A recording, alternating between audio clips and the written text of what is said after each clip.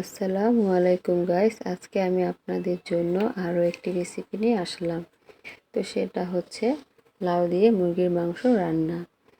তো আমি লাউ দিয়ে মুরগির মাংস কিভাবে রান্না করি সেটাই আমি আজকে আপনাদের সাথে শেয়ার করব। তো চলুন দেখিয়ে দিই। তো এখানে মুরগির মাংস ধুয়ে নিয়েছি, তারপরে নিয়েছি লাউ।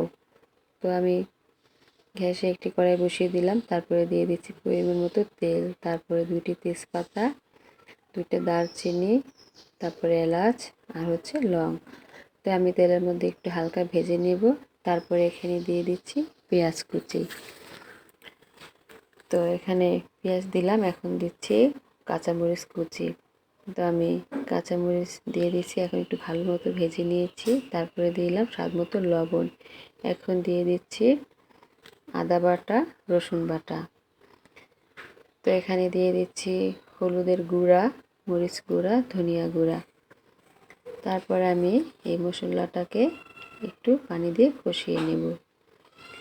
তো আমার মশলাটা কষানো হয়ে গেলে এর মধ্যে আমি মুরগির মাংসগুলি দিয়ে দেব। মুরগির মাংসগুলি আমি একটু কষিয়ে নেব। মুরগি ঢেকে দেব, ঢেকে দেওয়ার পরে মাংস থেকে অনেকটাই পানি উঠে আসবে। তো আমি ওই পানিতেই মাংসটা ভালো করে কষিয়ে নেব। তো আস্তে জালে আমি খুব ভালো মতো মাংসটাকে কষিয়ে নিচ্ছি। কতটাই পানি উঠে গেছে, তো সমস্ত পানিটা আমি শুকিয়ে নেব। তো আমার পানিটা শুকিয়ে গেছে, এখন আমি এর মধ্যে লাউ দিয়ে দিই। তারপর এখন আমি লাউটাকে আরেকটু ভালো মতো কষিয়ে নেব। তো এখন একটু ঢেকে দিচ্ছি, ঢাকনা উঠিয়ে আমি আরেকটু নেড়ে চেড়ে নেব। লাউটা অনেক কচি, অল্পতেই খুব সিদ্ধ হয়ে যাচ্ছে। তারপর আমি এখানে পরিমাণ মতো পানি দিয়েছিলাম। তো পানিটা অনেকটা শুকিয়ে গেছে, এখন আমি নামানোর আগে দিচ্ছি জিরা ফাঁকি।